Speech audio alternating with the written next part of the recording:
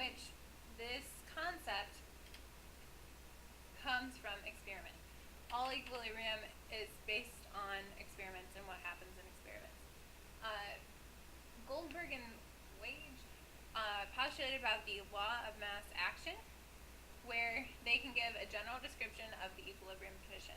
So, for example, if you had a generic chemical equation, like down here and below, where the capital letters A, B, C, and D are the chemical species, whatever they are, reactants and products, and the lowercase letters, the J, K, L, and M, are all the coefficients from the balanced equation, then we can write the law of mass action like so, where K equals the concentration of the products over the concentration of the reactants raised to their coefficient as a power. Okay, so it might be important to note here that it's products over reactants. Okay, the brackets indicate their concentrations of the chemical species at equilibrium, just like concentration we used in chapter 12. Okay, and K is the constant that's called the equilibrium constant.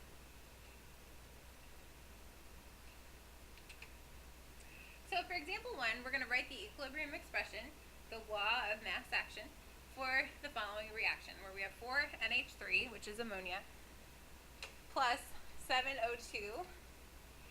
My computer, I can't find the way to make the nice arrow. So this is really supposed to be the equilibrium arrow. Okay. And then 4NO2 plus 6O2 are the products.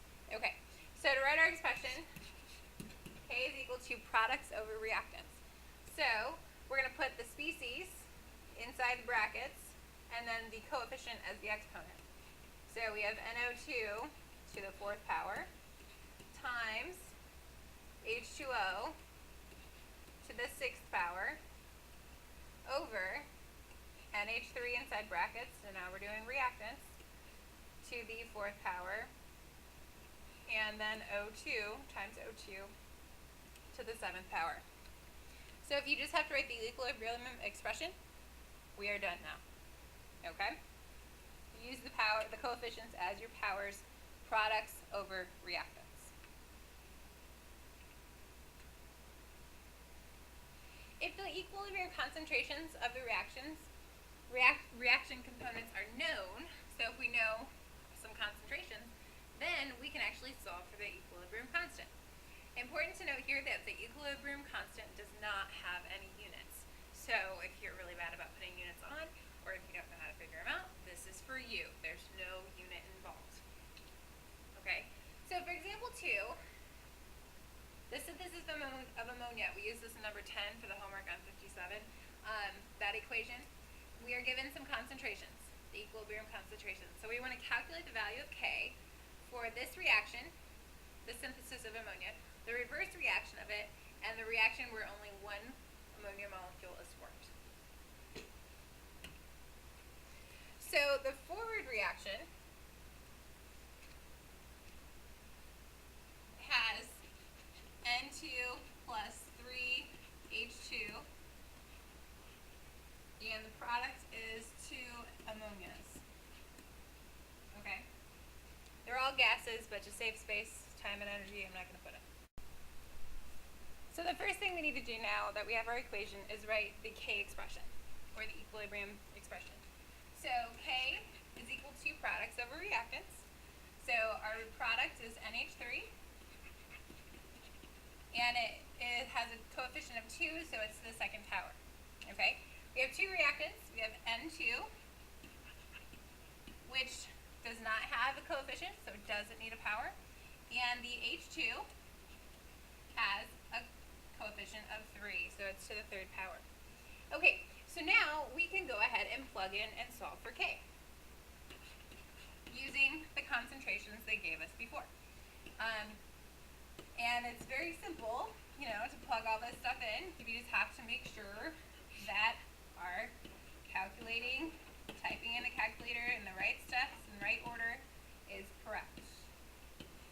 Okay, so once you plug everything in, then make sure that you do it correctly, so order of operations, your calculator knows what to do.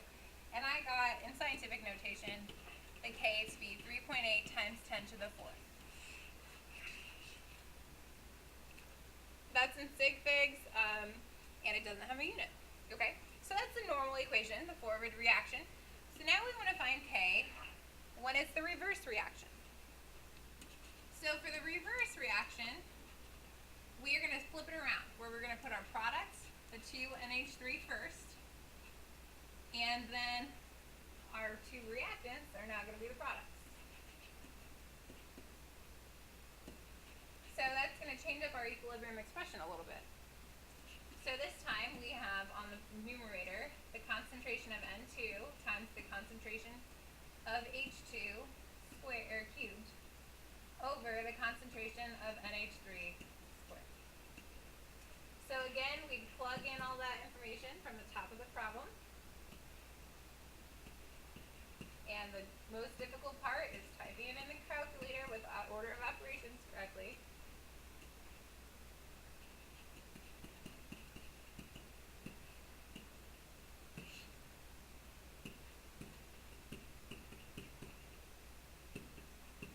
And I got the K this time to be 2.6 times 10 to the negative 5. Okay, and then the last time it says we want a reaction where only one ammonia molecule is formed. If we have our reactants, and on the same side, and the products is the same side as the original,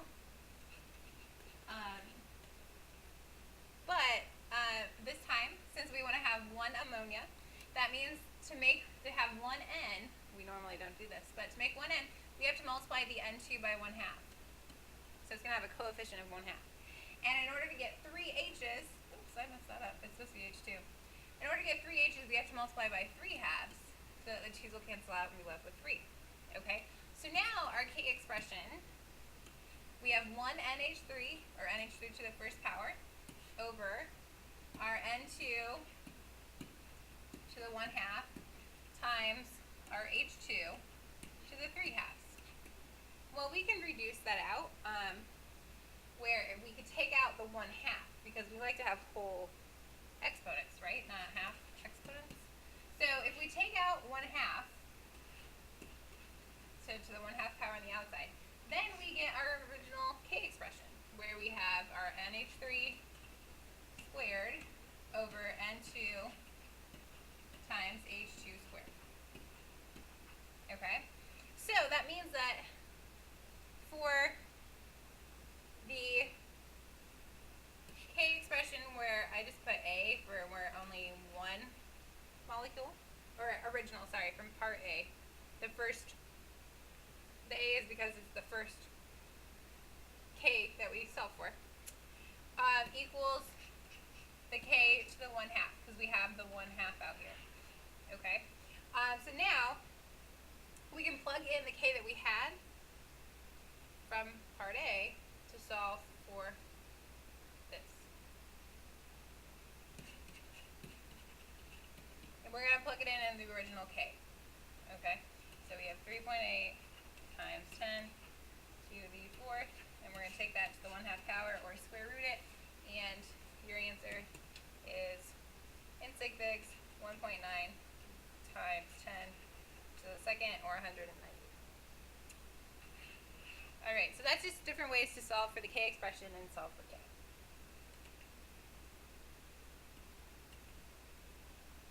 So from our results, we can see that if we have our equilibrium expression, like we saw before, then the new equilibrium expression that we get when it's reversed is the original K, take the inverse of the original K in order to find the reversed reaction. Okay, so that hash mark means reversed. So when you need a reverse reaction, if you know the original K, then just take the inverse of that to find the new K constant. If you have the original reaction is multiplied by some factor, which our factor was 1/2 in this case, then it's signified by an N here. Then you take the expression that you get originally to that factor as an exponent, and that will give you the new equilibrium expression, or new K constant. The law of mass action, writing this, also applies to most chemical systems in solution and gas phase. There are certain corrections made for there are like such cases as high aqueous solutions and gases at high pressures, but we don't really get into that yet. This table is in your notes, and it's also in the book. I just wanted you guys to see that over here, no matter what you have, sets of concentrations, the K should be the same for the same reaction every time, no matter what your initial concentrations are. The K should always be the same. Okay, and this leads into what we call our equilibrium positions, where each set of equilibrium concentration is called an equilibrium position. There's only one equilibrium constant for a particular system at a particular temperature, but there are an infinite number of equilibrium positions because you can start with an infinite number of different amounts of reactants and products, but as long as you solve for the right K, then you're good to go. So for a given set of equilibrium positions, the equilibrium constant can be shown that's the same for all cases. So example 13.3 on page 613 shows you how that is shown, in case you wanted to watch that or look at that. So we can use our equilibrium expressions with pressures. Previously, we've just been using the concentration of the gases, where, well, we could use the ideal gas law to show the relationship between pressure and concentration, where we can rearrange it so that we can take the number of moles over the volume to get concentration, which is shown right here. We just replaced C for N over V, and it's moles gas over volume, so moles per liter, molarity, okay? And it's the molar concentrations of the gases when we have this C. And from this rearrangement, then, like for example, in the ammonia reaction, we can show the expression written in terms of concentrations, where we put C as the concentrations instead of the brackets, and it still has the same coefficients, and Kc just means it's the K for the concentrations. Or we can write it in terms of the partial pressures, where again, if we know the partial pressures, then we can plug those in, and we still have the coefficients acting as exponents. So for example 3, the reaction for the formation of nitrile chloride is shown, and it's studied at 25 degrees Celsius. The pressures at equilibrium are found to be such, so we want to calculate the Kp, the equilibrium constant for the pressures, for this reaction at 25 degrees Celsius. So we just need to write our K expression according to our partial pressures. So our product is the NOCl, and so we will take the partial pressure of the NOCl, and since it has a 2 in front, we need to square that partial pressure over. Then our reactants, we have NO, so the partial pressure of NO, and that has a 2 in front, so we need to square it, times, so that's times, the partial pressure of the Cl2. There's nothing in front of Cl2, so it does not have an exponent. So now we just have to plug in and solve. So using the information they gave us. So we have 1.2 squared over 5.0 times 10 to the negative second, quantity squared, times 3.0 times 10 to the negative 1. Be careful typing in when you solve. You should get 1,920, which in 2 sig figs would be 9.3 times 10 to the third. So you're given pressures, you can plug in and solve.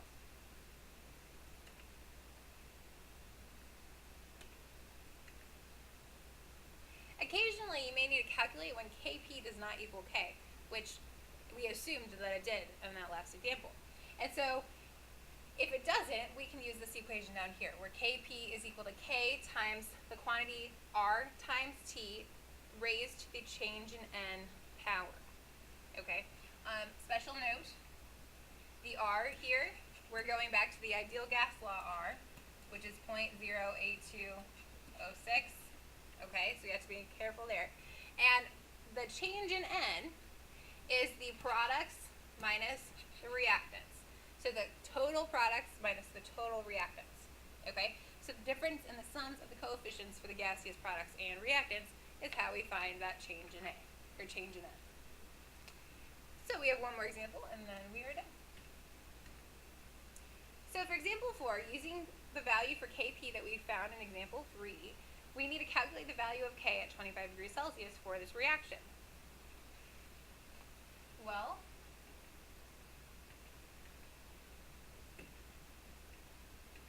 our equation that we're going to use is the Kp is equal to K times RT raised to the change in N. Okay? Well, we know Kp from example 3, and that was, I'm going to plug in the more accurate answer, the 1920, equals, we're solving for K, times the quantity, 0.08206, times temperature, and since this is Kelvin, or this is the ideal gas law we're talking about, we need temperature in Kelvin, so we need to add 273 to that, 0.15, and that would be 298.15 Kelvin. So plug that in there. And then that quantity needs to be raised to the change in N. Okay, so we need to find the change in N. To find the change in N, we need to take total products minus total reactants. Well, we have three things. So the total products on the product side will be the 2 minus, and then we add up our reactants. So 2 from the NO plus 1 from the Cl2. So 2 minus 3 gives us a negative 1 power. So that means that's to the negative 1. What is negative 1? That really just means it's inverse. Okay? So we could reduce this to be that we have 1920 equals K over our constant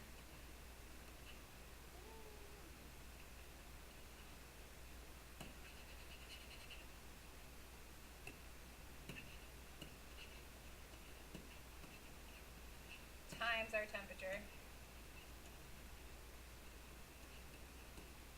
And then we need to solve for K. So when we solve for K in sig figs, I got 4.7 times 10 to the 4. Algebra. Woohoo! Alright, so this is the end of level 58. We have a couple more problems this time than last time. 21A to B, 23AB, 25, 28, 29, and 31.